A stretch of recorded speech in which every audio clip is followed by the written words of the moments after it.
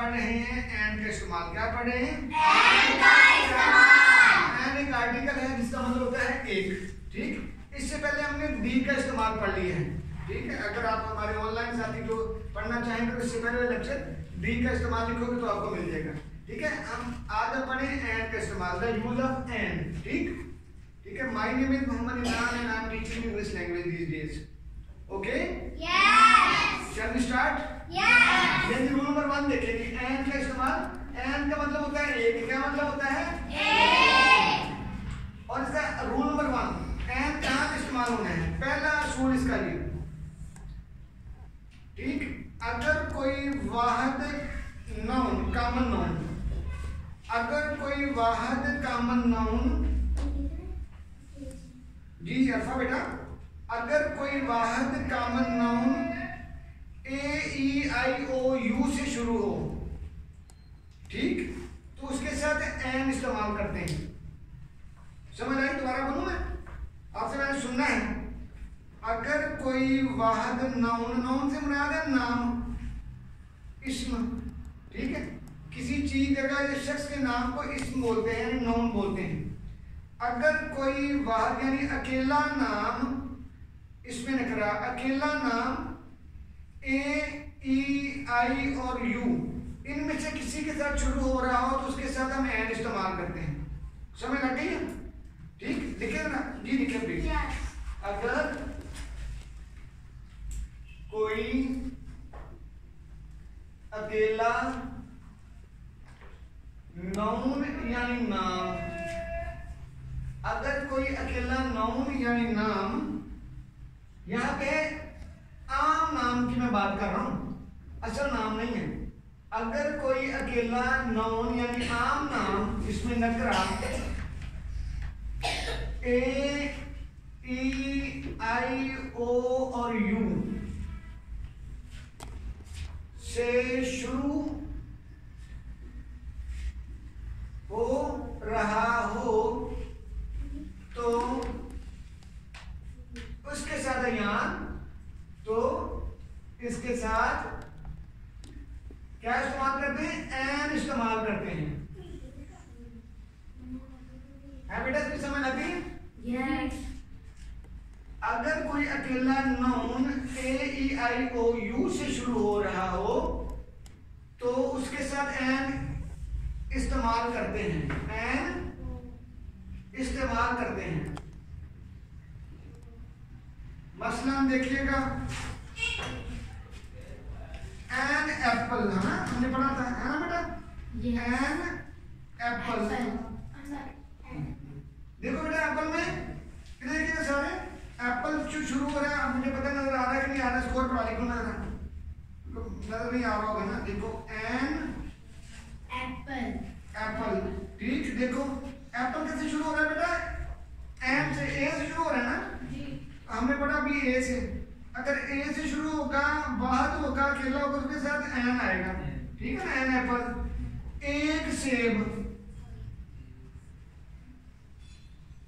ठीक है, अगर ये आगे बढ़ेगा देखिएगा, अगर आ जाएगी आपके पास है एलिफेंट है जी एक, है ये बरकतों की गलियों में लिए फिर रहा हो यहाँ।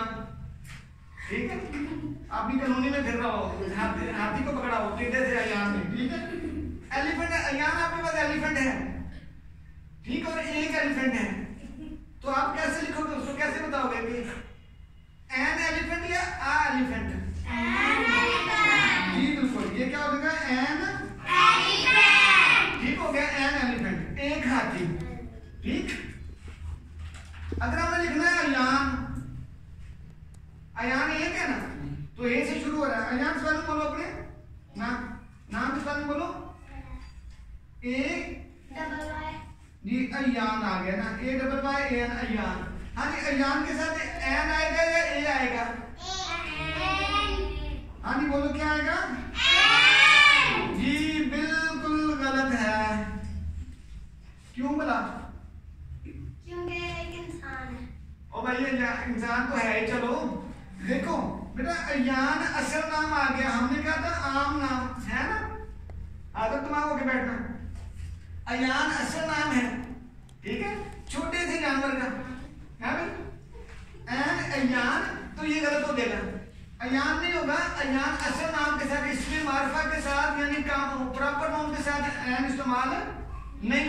तो ठीक हो गया।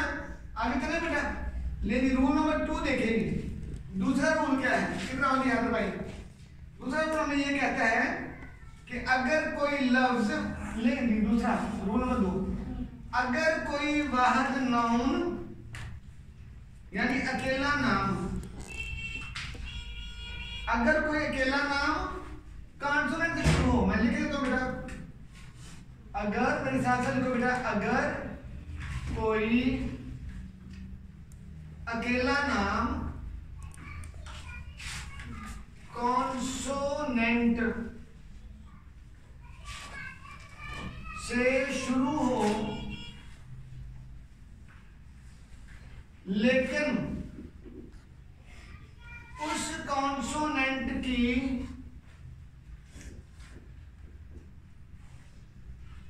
आवाज वावल वाली यानी वावल वाली हो,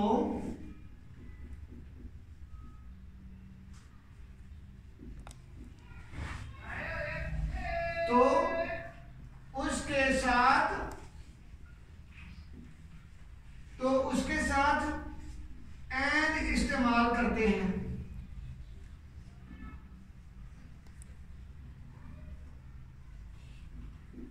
ठीक समझ आई या नहीं आई?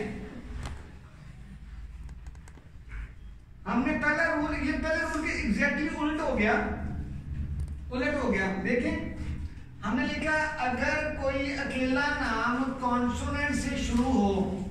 पहला तो होती कॉन्सोनेंट क्या होता है, ये क्या बला है? ठीक है कि दो तरह के लेटर होते हैं बेटा, हरूफ तहरी दो तरह के अल्फाबेट हैं।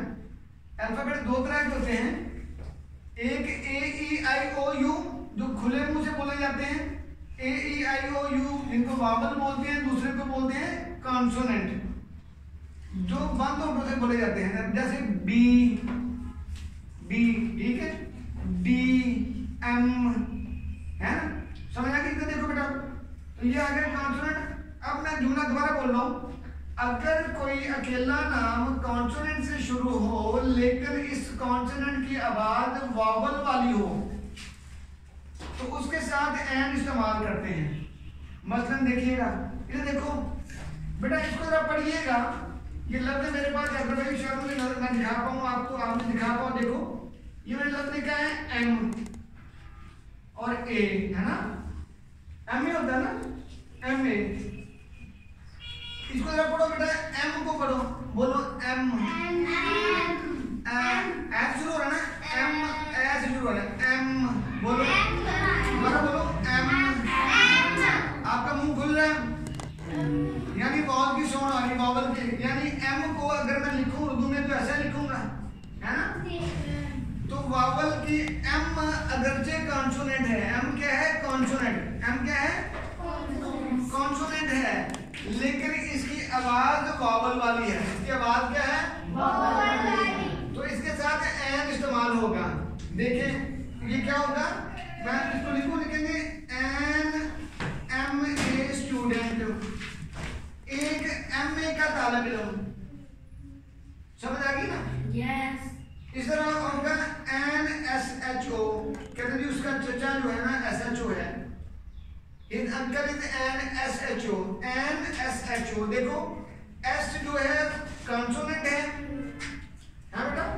सारा समझ आई है? लिख नहीं रही हूं। एन जो है बेटा एस एच ओ, देखो एन एस एच ओ है, तो एस जो है ना वो कॉन्सोनेंट है, लेकिन उसकी आवाज कॉन्सोनेंट वाली नहीं, उसकी आवाज कॉन्सोनेंट वाली नहीं है, आवाज उसकी वावल से शुरू हो रही है, यानी एस, ठीक है ना? तो ये हो गया एन एस एच ओ। जैसे an M P A, his uncle is an M P A, ठीक है ना? इसी तरह आएगा his uncle, he is an F A student, he is an F A. देखो एफ और ए, एफ देखो अली से शुरू हो रहा है, देखो है ना, अली से शुरू हो रहा है, आवाज क्या आ रही है? ए हमारे पास वावल है, तो वावल की आवाज आ रही है एफ की, है ना? उसके साथ आ गया एन एस एच ओ या एन एफ ए। इसमें कोई मसला? नो। एक और करें बेटा? यस। हाँ जी, एक और करते हैं, लिखिए जरा प्लीज।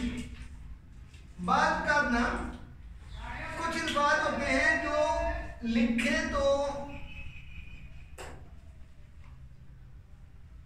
जी बेटा इसको रोकिएगा जरा बेटा।